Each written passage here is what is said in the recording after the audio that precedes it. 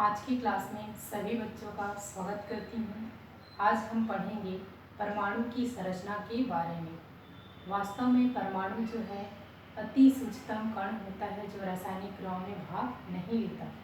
जैसे कि बहुत सारे तत्व पढ़ते हैं, जैसे आपका हाइड्रोजन है, ये किस रूप में है? परमाणु के रूप में है। जब दो परमाणु मिलेंगे तो क्या बनाएंगे? हाइड्रोजन का एक अणु बनाएगा।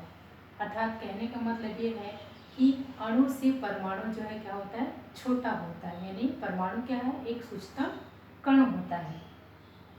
आइए जानते हैं परमाणु के इतिहास के बारे में। परमाणु के इतिहास के संदर्भ में यह जो है ईसा पूर्व 500 से शुरू हुआ माना जाता है। हमारे यहाँ एक भारतीय दार्शनिक हुए महर्षि कणाद, जिन्होंने बताया कि किसी पदार्थ को जब हम विभाजित करते हैं तो वह जो क्या होता है? छोटे छोटे भागों में विभक्त हो जाता है। लेकिन ऐसी स्थिति आती है कि उसे हम विभाजित नहीं कर सकते। ये किसने बताया?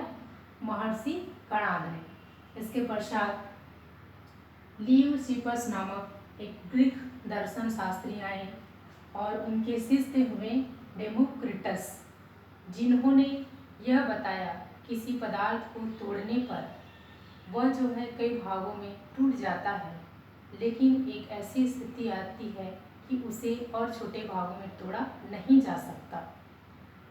डेमोक्रिटस ने इसे क्या कहा? एटमॉस कहा। एटमॉस का मतलब होता है जिसे तोड़ा ना जा सके। और उन्होंने यह भी बताया कि पृथ्वी की समस्त चीज़ें इन्हीं परमाणुओं से मिलकर बना हुआ है। आगे देखते हैं और आगे वैज्ञानिक आए 300 ईसा पूर्व इपिक्यूरस, जिन्होंने यह बताया कि पृथ्वी की सभी समस्त वस्तुएं जो है परमाणुओं से मिलकर बना हुआ है।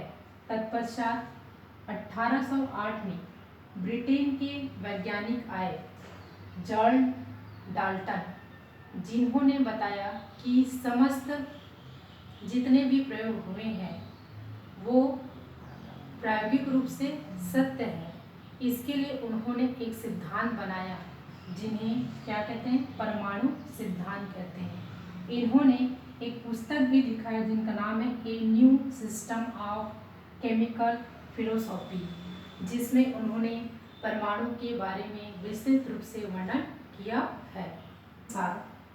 पहला पॉइंट देखते हैं, सभी पदार्थ परमाणुओं के बने होते हैं। प्रकृति में जितने भी पदार्थ होते हैं सभी जो है किससे मिलकर बने हुए हैं? परमाणुओं से। और परमाणु क्या है? एक सूक्ष्मतम कण होता है। दूसरा बिंदु देखते हैं, परमाणु अविभाज्य सूक्ष्मतम कण होते हैं। अर्थात किसी पदार्थ को हम छोटे छोटे भागों में विभाजित कर सकते हैं, लेकिन एक ऐसी स्थिति आती है जहाँ पर उसे विभाजित नहीं किया जा सकता। अर्थात परमाणु क्या है? अविभाज्य है, जिसको बांटा ना जा सके। तीसरा बिंदु है, किसी एक तत्व के परमाणुओं का द्रव्यमान तथा रासायनिक गुणधर्म क्या होते हैं? समान होते हैं। अर्थात कहने का मतलब है प्रकृति में बहुत सारे तत्व जो है मौजूद हैं जिनका परमाणुओं का जो द्रव्यमान जो होता है और रासायनिक गुणधर्म क्या होते हैं? समान होते हैं।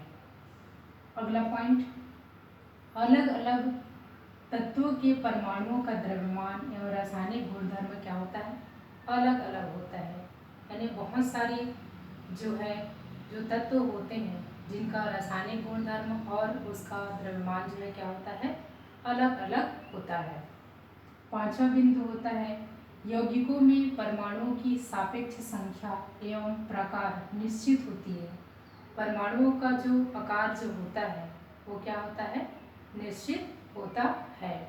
ये था आपका जॉन डाल्टन के अनुसार परमाणु सिद्धांत की कुछ प्रमुख अभिगृहित। धन्यवाद।